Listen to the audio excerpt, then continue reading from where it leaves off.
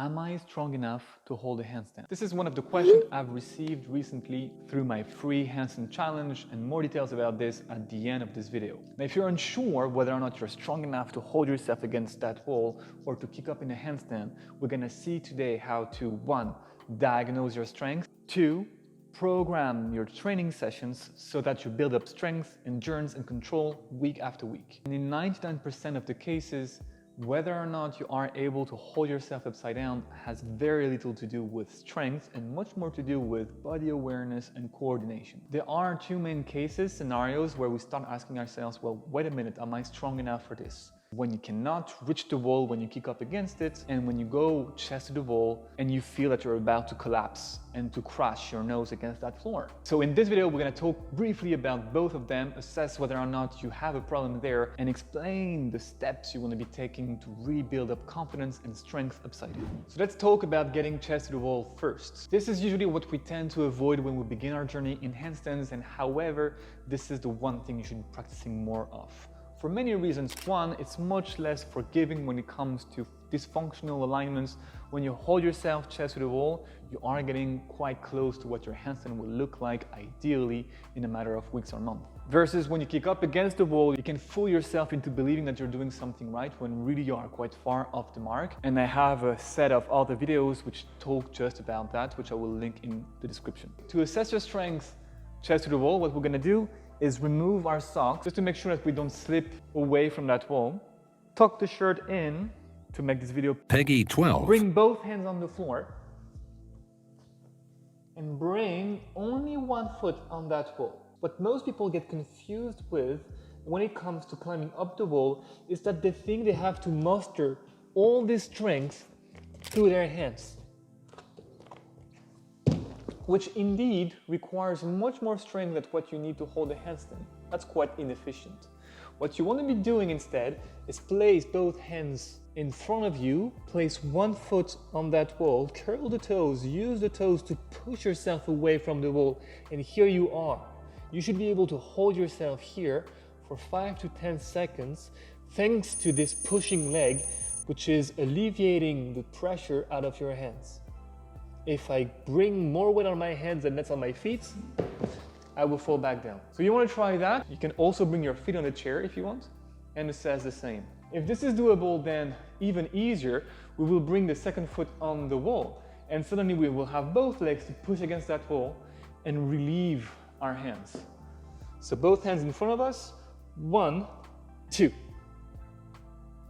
From here, using our legs, which is the whole coordination bit we were talking about in the introduction, we want to be bringing one hand at a time closer to the wall. Now, if you are beginning, I suggest you don't go as close as possible and risk falling in the process. At that stage of your journey, you want to get as close as safe to the wall. And then you will build up what we call the bailing system that ensures that no matter what happens when you are vertical or in a handstand, working with the wall, with a partner, or on your own, you will be always safe when you get out of it. Until then, you want to get as close as safe and gradually reduce the distance between your hands and the wall, gradually being the key word here. And if you want more advice on how to program that so that you can progress smartly, efficiently, and consistently from one week to the other, you will find more resources in the description as well. And this is YouTube, so you know what you have to do. If you want more of those tutorials and tips, click the subscribe button and click the bell icon. By the way, if you have questions just like this one I received about strength, do send them to me through the comment sections, and this will inspire the future videos. What you want to achieve today is 10 seconds in that position with your hands as close as safe to the wall.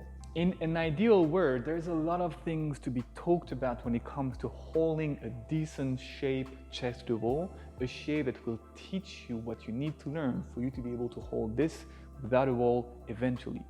Being against the wall is not being against the wall. You can kind of lean against the wall and hold it for as long as possible, but not tick the boxes in terms of alignment that you will need to tick whenever it comes to bringing this into the freestanding practice. So 10 seconds is what we are aiming for, and the one technical element I'm gonna leave you with is that you want to be able to hold yourself this way while having your shoulders over your hands. You don't want to have a diagonal line from your hand to your shoulders all the way up to your feet. You want to have, as much as possible, a straight line between your shoulders and your hands. And in due time, as you become stronger and more body aware, have a straight line from your pelvis to your shoulders to your hands.